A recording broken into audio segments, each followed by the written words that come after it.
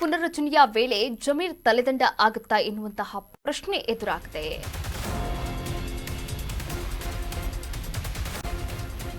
ಸಂಪುಟ ಪುನರ್ರಚನೆಯ ವೇಳೆ ಜಮೀರ್ ತಲೆದಂಡ ಆಗುತ್ತಾ?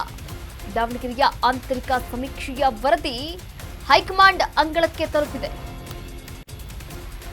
ಹೈಕಮಾಂಡ್ನ ಕೈಗೆ ಸೇರಿರತಕ್ಕಂತ ದತ್ ರಿಪೋರ್ಟ್ ಎಐಸಿಸಿ ಉಸ್ತುವಾರಿ ಕಾರ್ಯದರ್ಶಿ ಕೊಟ್ಟಂತಹ ವರದಿ ಈಗಾಗಲೇ ವರಿಷ್ಠರ ಕೈ ಸೇರಿದೆ. ಎಐಸಿಸಿ ಉಸ್ತುವಾರಿ ಕಾರ್ಯದರ್ಶಿ ಅಭಿಷೇಕ್ ದತ್ ವರದಿಯನ್ನ ಮಾಡಿದ್ದಾರೆ. ಈ ಒಂದು ವರದಿಯನ್ನ ನೀಡಿದ ಬೆನ್ನಲ್ಲೇ ಹೈಕಮಾಂಡ್ನಿಂದ ಸ್ಟ್ರಿಕ್ಟ್ ಆಕ್ಷನ್ ಕೂಡ ತೆಗೆದುಕೊಳ್ಳಲಾಗುತ್ತೆ.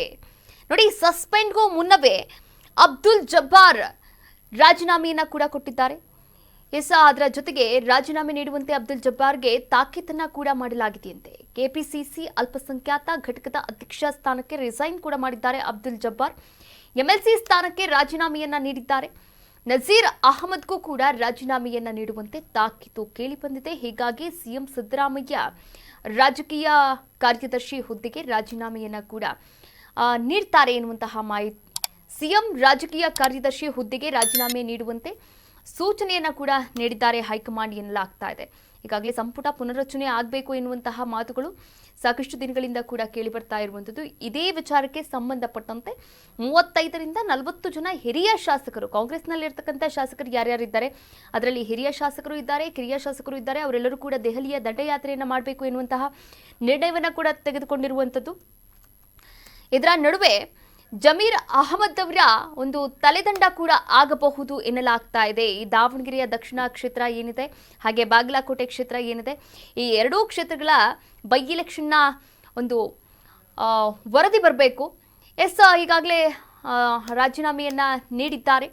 ರಾಜೀನಾಮೆಯನ್ನ ನೀಡುವಂತೆ ಅಬ್ದುಲ್ ಜಬ್ಬಾರ್ಗೆ ತಾಕೀತನ್ನ ಕೂಡ ಮಾಡಲಾಗಿತ್ತಂತೆ. ಅದರ ಜೊತೆಗೆ ನಜೀರ್ ಅಹಮದ್ಗೂ ಕೂಡ ರಾಜೀನಾಮೆ ನೀಡುವಂತೆ ತಾಕೀತು ಕೇಳಿ ಬಂದಿದೆ. ಹಾಗೆ ಸಿಎಂ ರಾಜಕೀಯ ಕಾರ್ಯದರ್ಶಿ ಹುದ್ದೆಗೂ ಕೂಡ ರಾಜೀನಾಮೆ ನೀಡುವಂತೆ ಸೂಚನೆಯನ್ನ ಕೂಡ ನೀಡಿದ್ದಾರೆ ಹೈಕಮಾಂಡ್ ವರಿಷ್ಠರು ಎನ್ನಲಾಗ್ತಾ ಇದೆ. ಈ ಕುರಿತಂತೆ ಮತ್ತಷ್ಟು ಅಪ್ಡೇಟ್ಸ್ ಅನ್ನ ನೀಡ್ತಾ ಹೋಗ್ತಾರೆ ನಮ್ಮ ಪ್ರತಿನಿಧಿ ಕಿರಣ್ ಕಾರ್ಮನೆ ದೂರವಾಣಿ ಸಂಪರ್ಕದಿಂದ ಜಾಯಿನ್ ಆಗ್ತಾ ಇದ್ದಾರೆ. ಕಿರಣ್, ಈಗಾಗಲೇ ನೋಡಿ, ರಾಜಕೀಯದಲ್ಲಿ ರಾಜೀನಾಮೆಯ ಸಂಘರ್ಷ ಮುಂದುವರಿತಾ ಇದೆ ಅಂತಾನೆ ಹೇಳ್ಬೋದು. ಅಬ್ದುಲ್ ಜಬ್ಬಾರ್ ಅವರು ಕೂಡ ರಾಜೀನಾಮೆಯನ್ನ ನೀಡಿದ್ದಾರೆ ಎನ್ನಲಾಗ್ತಾ ಇದೆ. ಅದರ ಜೊತೆಗೆ ಮತ್ತಷ್ಟು ಸಿಎಂ ರಾಜಕೀಯ ಕಾರ್ಯದರ್ಶಿ ಹುದ್ದೆಗೂ ಕೂಡ ರಾಜೀನಾಮೆ ನೀಡಬೇಕು ಎನ್ನುವಂತಹ ಮಾತುಗಳು ಹೇಳಿದೆ ಹೈಕಮಾಂಡ್ ವರಿಷ್ಠರು ಎನ್ನಲಾಗ್ತಾ ಇದೆ. ಏನೆಲ್ಲ ಅಪ್ಡೇಟ್ಸ್ ಇದೆ ಈ ಕುರಿತಂತೆ? ಹೌದು, ದಾವಣಗೆರೆ ದಕ್ಷಿಣ ವಿಧಾನಸಭೆ ಉಪಚುನಾವಣೆ ಆಯಿತು. ಉಪಚುನಾವಣೆ ಆರಂಭವಾದಾಗಿನಿಂದ ಕೂಡ ಅಲ್ಪಸಂಖ್ಯಾತರು ಮತ್ತೆ ಕಾಂಗ್ರೆಸ್ನ ನಡುವೆ ಒಂದಿಷ್ಟು ವಾಗ್ವಾದಗಳು ನಡೀತಾ ಇರುವಂತದ್ದು. ಇದೀಗ ಚುನಾವಣೆಯ ಮತದಾನ ಆದ ಬಳಿಕವೂ ಇದು ಒಂದು ಬಂಡಾಯದ ವಿಚಾರ ಸದ್ಯಕ್ಕೆ ದೊಡ್ಡ ಮಟ್ಟದಲ್ಲೇ ಚರ್ಚೆ ಆಗ್ತಾ ಇರುವಂತದ್ದು. ಅಲ್ಪಸಂಖ್ಯಾತರ ಕೋಟಾದಲ್ಲಿ ಹೆಚ್ಚು ಇರೋದ್ರಿಂದಾಗಿ ಅಲ್ಲಿ ಶಾಮನೂರು ಸಮರ್ಥ ಅವರ ವಿರುದ್ಧವಾಗಿ ಅಲ್ಪಸಂಖ್ಯಾತ ಅವರ ಪರವಾಗಿ ಟಿಕೆಟ್ ಅನ್ನು ಅಲ್ಪಸಂಖ್ಯಾತರಿಗೆ ಟಿಕೆಟ್ ಕೊಡಬೇಕು ಅನ್ನುವಂತ ಕಾಂಗ್ರೆಸ್ನಲ್ಲಿ ಅಲ್ಪಸಂಖ್ಯಾತರ ನಾಯಕರುಗಳು ಒತ್ತಾಯವನ್ನ ಮಾಡಿದ್ರು. ಆದ್ರೆ ಕೊನೆ ಹಂತದಲ್ಲಿ ಶಾಮನೂರು ಕುಟುಂಬಕ್ಕೆ ಮತ್ತೆ ಟಿಕೆಟ್ ಕೊಡಲಾಯಿತು. ಇದಾದ ಬಳಿಕವಾಗಿ ಎಲ್ಲೋ ಒಂದು ಕಡೆ ಅಲ್ಪಸಂಖ್ಯಾತರ ಪ್ರಮುಖ ನಾಯಕರಾದಂತಹ ಜಮೀರ್ ಅಹಮದ್ ಅವರು ಮತ್ತೆ ಅವರ ಜೊತೆಗಿದ್ದಂತಹ ಕೆಲವಷ್ಟು ನಾಯಕರುಗಳು ಒಂದ್ ರೀತಿಯಲ್ಲಿ ಬಂಡಾಯ ಅಭ್ಯರ್ಥಿಗೆ ಬೆಂಬಲವನ್ನ ನೀಡಿದ್ದಾರೆ ಅನ್ನುವಂಥ ವಿಚಾರಗಳು ಸದ್ಯಕ್ಕೆ ಅಲ್ಲಿ ಚುನಾವಣೆಯ ಸಂದರ್ಭದಲ್ಲೂ ಚರ್ಚೆಯಲ್ಲಿತ್ತು. ಅದು ರಾಜಕೀಯವಾಗಿ ಒಂದಿಷ್ಟು ತಿರುವುಗಳನ್ನ ಪಡೆದುಕೊಂಡಿತ್ತು.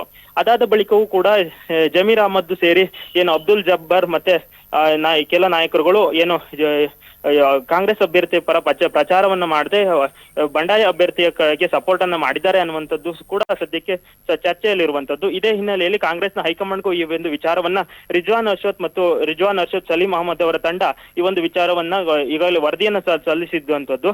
ಈಗಾಗಲೇ ಸುರ್ಜೇವಾಲಾ ಅವರು ಸೂಚನೆಯನ್ನ ಕೊಟ್ಟಿದ್ದಾರೆ. ಅಬ್ದುಲ್ ಜಬ್ಬಾರ್ ಅವರು ಅಲ್ಪಸಂಖ್ಯಾತರ ಘಟಕದ ಅಧ್ಯಕ್ಷರೇನಿದ್ದು ಅವರಿಗೆ ರಾಜೀನಾಮೆಯನ್ನು ಕೇಳಲಾಗಿದೆ. ರಾಜೀನಾಮೆಯನ್ನ ಈಗಾಗಲೇ ನೀಡಿರ್ತಕ್ಕಂಥದ್ದು. ಈಗಾಗಲೇ ಸಲೀಂ ಮುಖ್ಯಮಂತ್ರಿ ರಾಜಕೀಯ ಸಲಹೆಗಾರರಾಗಿರ್ತಕ್ಕಂತಹ ರಾಜಕೀಯ ಸಲಹೆಗಾರರಿಗೂ ಕೂಡ ಈಗಾಗಲೇ ರಾಜೀನಾಮೆಯನ್ನು ಕೊಡಬೇಕು ಅನ್ನುವಂತಹ ಸೂಚನೆಯನ್ನ ಸಿಎಂ ಸಿದ್ದರಾಮಯ್ಯ ಕೊಟ್ಟಿರ್ತಕ್ಕಂಥದ್ದು. ಅದಾದ ಬಳಿಕ ಓಕೆ ಕಿರಣ್, ಥ್ಯಾಂಕ್ ಯು. ತಮ್ಮೆಲ್ಲ ಡೀಟೇಲ್ಸ್ಗಾಗಿ ಧನ್ಯವಾದಗಳು.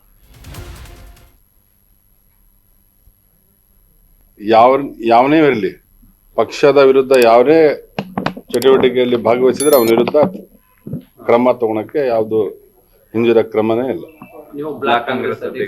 ಅದೇ ಅವರು ಮುಖ್ಯವಾಗಿ ಇದು ಅವರೊಂದು ವಿಡಿಯೋದಲ್ಲಿ ನೋಡಿದೆ ನಾನು.